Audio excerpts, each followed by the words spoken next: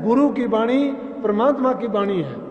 क्योंकि गुरु जो हमें वचन कहता है उसमें उनका निज स्वार्थ नहीं है, वो परहित के कारण है। जो मैंने कहा था, तरवर सरवर और संत जन, वो दूसरों के लिए, दूसरों के कल्याण के लिए, उनके परोपकार भलाई के लिए, उनके अज्ञान को मिटाने के लिए ही संसार में आते हैं और वो अपना परोपकार का काम करके चले जाते हैं। जो समझ जाते हैं उनका काज समझ जाता है, जो नहीं समझते वो इसी प्रकार से संसार में तो धक्के खाते ही हैं, खोटे और बुरे कर्म करते हैं और जाते वक्त उस पाप कर्म की गठड़ियां अपने सिर पर लेके जाते हैं और उनको जन्म जन्मांतर तक उठाए फिरना पड़ता है।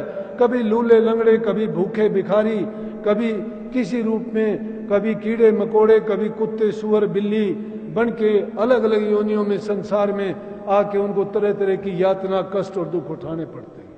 इसलिए संतों ने हमें क्या नुक्ता दिया? नाम का नुक्ता दिया।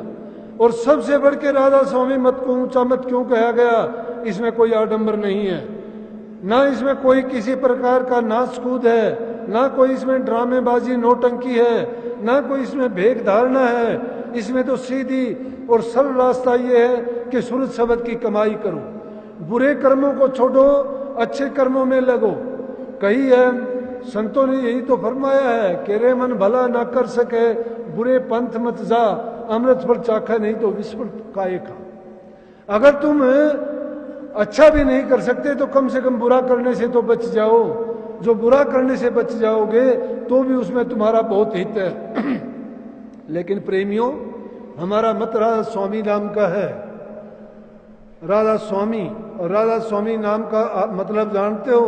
राधा नाम आराधने वाली शक्ति का है और स्वामी नाम मालिक का है। और योग है ये आत्मा को परमात्मा से मिलाने का। ये दोनों चीज बाहर नहीं है। पिंडे सो ब्रह्मंडे खोजे सो पावे। ये पिंड हमारा ब्रह्मांड की शक्ल है। इस ब्रह्मांड में सारी चीजें, आत्मा भी इसी में है, परमात्मा भी इसी में है। भेद कितना है? भ्रम का पर्दा है। गुरु जब मिलता है भ्रम के पर्दे को बीच से निकाल देता है और सूरज शब्द के योग के मिलने का तरीका बताता है। तुम भी उसी प्रकार से तप के द्वारा, त्याग के द्वारा और एक साधना के द्वारा जो जो तुम करते चले जाओगे, एक दिन में नहीं, ये जीवन पर्यंत का काम है। इन चक्रों में ना पड़ो कि आपको प्रकाश दिखाई नहीं देता। मत इस चीज में भ्रमो कि हमें शब्द धुन सुनाई नहीं देती। ये मुश्किल बात नहीं है, ये तो बिल्कुल आसान है। 1 सेकंड में भी सुनी जा सकती हैं और 1 सेकंड में प्रकाश देखा जा सकता है। लेकिन वो क्या है? वो क्षणिक, इजी कम इजी को, जो चीज तुम आसानी से मिल जाएगी, आसानी से गायब भी हो जाएगी।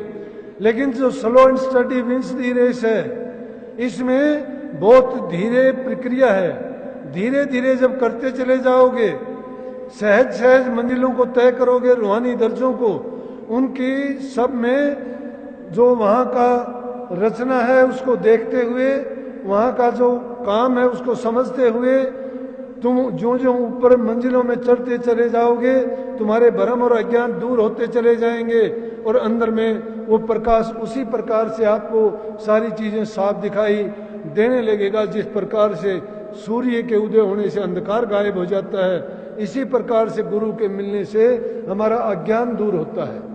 लेकिन उसके लिए ये है कि नित्य प्रति अच्छे काम करो, जबान से मीठा बोलो, बूढ़े बुजुर्ग की सेवा करो, सबके साथ अच्छा व्यवहार करो, ऐसा प्रेममय वातावरण करो, दूसरे को भी खुशी दोगे और अपने आप के दिल में भी खुशी ही खुशी पैदा हो जाएगी। जब खुश मन होगा आप कुछ भी करना। जब तक आपका मन खुश नहीं है, शरीर तंदुरुस्त नहीं है, वातावरण सही नहीं है, एक पल के लिए भी आप ध्यान नहीं कर सकोगे। अगर मन में कोई चिंता है, एक पल के लिए आप निष्कपट निश्चल होके नहीं बैठ सकते, क्योंकि मन में वो वासनाएं फुरती रहेंगी और हमारा चित्त एकाग्र नहीं हो सकता। मन की वृत्तियों को एकाग्र करने के लिए सही वातावरण की जरूरत है, दिल में शांति की जरूरत है।